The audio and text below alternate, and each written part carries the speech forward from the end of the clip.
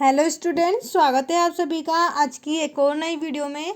आज इस वीडियो में मैं आपको कक्षा 7वीं विषय संस्कृत के पेपर के बारे में बताने वाली हूं।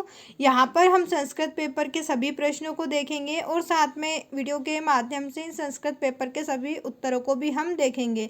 तो वीडियो को शुरू से लेकर अंत तक ज़रूर देखिएगा। अगर आप हमारे चैनल पर नए हैं तो चैनल को सब्सक्राइब कर लीजिए और साथ में इस वीडियो को लाइक करके अपने सभी दोस्तों के साथ भी शेयर कर दीजिए। तो चलिए बिना किसी देरी के शुरू करते हैं कक्षा 7वीं विषय संस्कृत का पेपर। यहाँ पर आप देखेंगे राज्य शिक्षा केंद्र मध्य प्रदेश भोपाल अर्धवार्षिक परीक्षा सत्र 2025-26 विषय संस्कृत कक्षा 7वीं का पेपर हमारे पास है। यहाँ पर बच्चों हम सभी संस्कृत पेपर के प्रश्नों को हिंदी में भी देखेंगे, जिससे आप इन सभी प्रश्नों के उत्तर एकदम सही लगा सकें। यहाँ पर हम सबके आपको हिंदी अनुवाद भी बताएंगे, इसलिए अच्छे से समझते हुए चलें। आप देखेंगे सबसे पहले यहाँ पर प्रश्न नंबर 1 में आपसे पूछा गया है दुर्मुखम इति पदे उपसर्ग अस्ति। आपको दुर्मुखम पद में उपसर्ग बताना है। उपसर्ग आगे की ओर लगता है तो यहाँ पर आपको क्या लगा देना है, दूर। ऑप्शन डी यहाँ पर आपका सही उत्तर रहेगा। दूर जो है यहाँ पर एक उपसर्ग शब्द है। प्रश्न नंबर 2 है सप्ताहे दिनानि भवनीत। सप्ताह में कितने दिन होते हैं? 9, सप्त, द्रो या त्रय। तो यहाँ पर सप्ताह में सप्त दिन यानी कि 7 दिन होते हैं। इसके बाद अगला प्रश्न है प्रश्न नंबर 3, चंद्रगुप्त मौर्य चाणक्य अस्ति। चंद्रगुप्त मौर्य जो है चाणक्य के क्या थे? तो यहाँ पर आपको बता देना शिष्य थे। ऑप्शन बी पर हम टिक करेंगे, शिष्य पर। इसके बाद प्रश्न नंबर 4 आपसे पूछा है रक्षाबंधन से उत्सव भवंती। रक्षाबंधन उत्सव हम कब बनाते हैं? आषाढ़ मास यानी कि आषाढ़ महीने में, चैत्र मास चैत्र के महीने में, श्रावण मास सावन के महीने में, या फिर भाद्रपद मास है भाद्रपद के महीने में। तो यहाँ पर सही आंसर आपका सावन का रहेगा। श्रावण मास से रक्षाबंधन हम सावन महीने में बनाते हैं। प्रश्न नंबर 5 है पृथ्वी उपग्रह अस्ति। पृथ्वी का उपग्रह कौन है? तो यहाँ पर हम चंद्र पर टिक करेंगे। पृथ्वी का उपग्रह चंद्र है। इसके बाद यहाँ पर आपसे रिक्त स्थान पूछे गए हैं। प्रश्न नंबर 6 से लेकर 10 तक आपसे यहाँ पर रिक्त स्थान पूछे गए हैं। तो हम इन सभी रिक्त स्थानों का उत्तर देख लेते हैं। आपसे यहाँ पूछा गया था पृथ्वी परिक्रमा करो थी। पृथ्वी किसकी परिक्रमा करती है? हम लिखेंगे सूर्य की। प्रश्न नंबर 7 है भगीन मस्तके तिलक करो थी। बहन जो होती है वो किसके मस्तक पर तिलक करती है? आपको लिखना है भ्रातु। भ्रातु का मतलब भाई होता है, तो भगिनी भाई के मस्तक पर तिलक करती है। प्रश्न नंबर 8 है स्वब्रह प्रसारी नृत्यंती।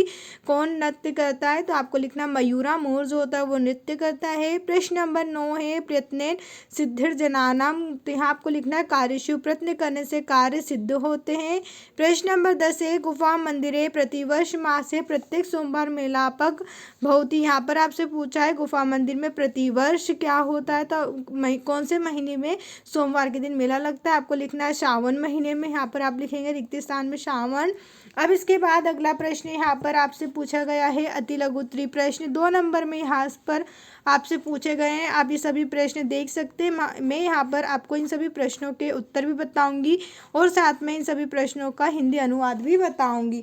तो आप देख सकते हैं प्रश्न नंबर 11 में आपसे पूछा गया था श्रावण भाद्रपदों का ऋतु भवती। श्रावण और भाद्रपद के महीने में कौन सी ऋतु आती है? तो सावन और भादव के महीने में वर्षा ऋतु आती है। आपको वर्षा उत्तर लिखना है। प्रश्न नंबर 12 है का अति क्रोध अभवत। किसको ज़्यादा क्रोध आता है? सिंह। हम शेर लिखेंगे।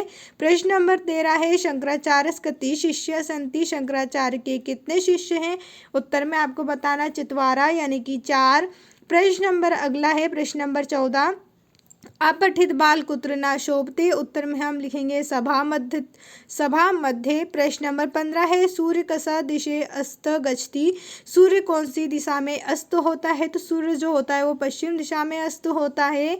इसके बाद प्रश्न नंबर 16 है गत्वा इतिस्मिन् पदे प्रत्यय अस्ति। गत्वा में कौन सा प्रत्यय है आपको बताना है। गत्वा में कत्वा शब्द जो है वो एक प्रत्यय शब्द है। अब इसके बाद अगले प्रश्न की हम बात करें उससे पहले अगर अभी तक आपने हमारे चैनल को सब्सक्राइब नहीं किया है तो चैनल को सब्सक्राइब कर लीजिए और साथ में इस वीडियो को लाइक करके अपने सभी दोस्तों के साथ भी शेयर कर दीजिए। यहाँ पर हम बात करें अपने अगले प्रश्न की तो आप देखेंगे यहाँ पर आपसे लघु उत्तरीय प्रश्न 3 नंबर में पूछे जाएंगे। ये प्रश्न आप पढ़ लीजिए, मैं इनका आपको उत्तर बता देती हूँ। यहाँ पर आपसे अति लघु उत्तरीय के प्रश्न पूछे गए थे। प्रश्न का रक्षा सूत्र बंधनाती, कौन रक्षा सूत्र बांधते हैं? उत्तर में हम लिखेंगे भगिनी, यानी कि बहन जो होती है वो रक्षा सूत्र बांधती है। अब इसके बाद अगला प्रश्न आपसे पूछा गया है, पूरा भोपाल नगर से नाम की मस्जिद, पूरे भोपाल नगर का क्या नाम है? उत्तर में लिखेंगे पूरे भोपाल नगर से नाम भोजपाल अस्ति, पूरे भोपाल नगर का नाम भोजपाल है। प्रश्न नंबर 19 है, जना प्रत्ययन कुत्र आरोहणम कुर्वन्ति, आपको लिखना जना प्रत्ययन उत्तुंग पर्वतेषु आरोहण कुर्वन्ति। इसके बाद अगला प्रश्न आपसे यहाँ पर 20 नंबर में पूछा गया है। आप देख सकते हैं प्रश्न नंबर 20 है हमारे पास, प्रश्न नंबर 21 और प्रश्न नंबर 22। यहाँ पर हम इन तीनों प्रश्नों का उत्तर देख लेते हैं।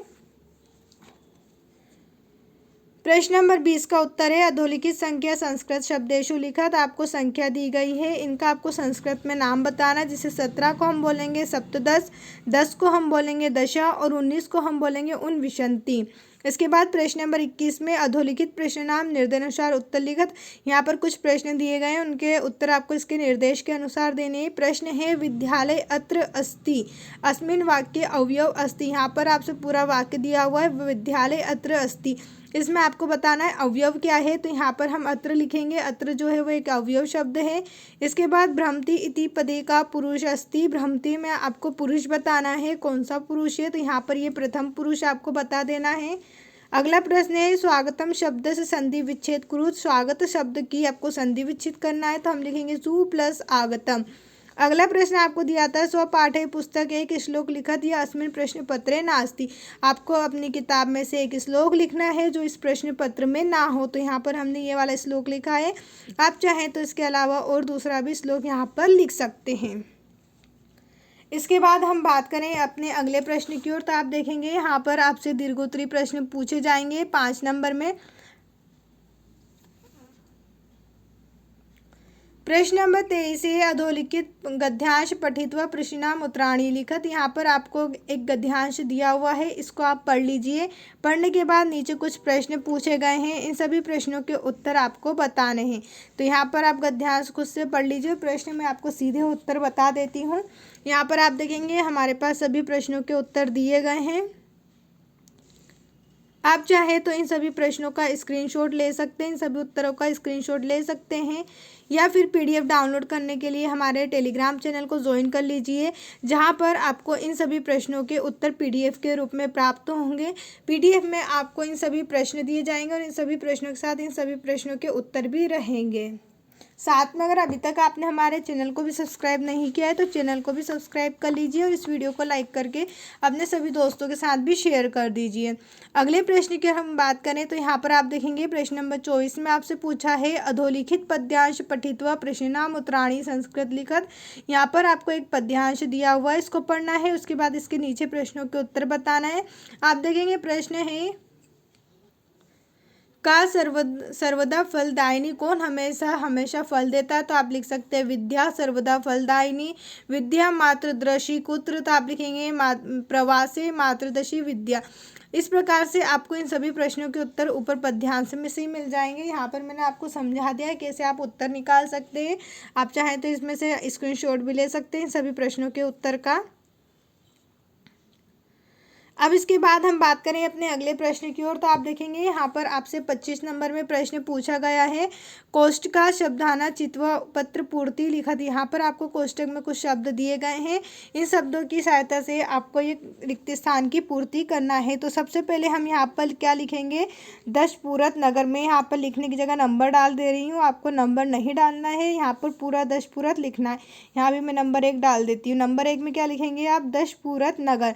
इसके बाद यहाँ आपको पूज्य माता जी दिया गया है, प्रणाम करा है। अब यहाँ पर आपको दिया हुआ है अहम ईश्वरस्य कृपा, तो यहाँ आपको क्या लिखना है, कुशलनी। नंबर 2 में यहाँ पर डाल दे रही हूँ, नंबर 2 में आप क्या लिखेंगे, कुशलनी। अस्मिन भौत्या, भौत्या के बाद आपको क्या लिखना है, स्वास्थ्य, यहाँ पर नंबर 3 में डाल दे रही हूँ, यहाँ पर भी तो नंबर 3 में आप क्या लिखेंगे, स्वास्थ्यम कथम अस्मि अहम अस्मिन मासे, यहाँ पर आपको लिखना है भ्रमणार्थ। नंबर 4। यहाँ पर मैंने नंबर 4 डाल दिया है। अब इसके बाद लिखना है गमिष्यामि आगामी मासे मम भविष्यति, यानी कि यहाँ पर आपको लिखना है परीक्षा, परीक्षा भविष्यति। नंबर 5 मैंने डाल दिया। अब इस तरीके से आपका ये जो पत्र था ये पूरा हुआ। अब अगला प्रश्न हम देखें तो यहाँ पर आपसे पूछा गया है अर्धलिखितेषु एक विषय पंचवाक्यानि संस्कृत लिखत। आपको किसी भी एक विषय पर पंचवाक्य लिखना है, विद्यालय पर, धेनु पर, पुस्तकम पर या फिर उद्यानम पर।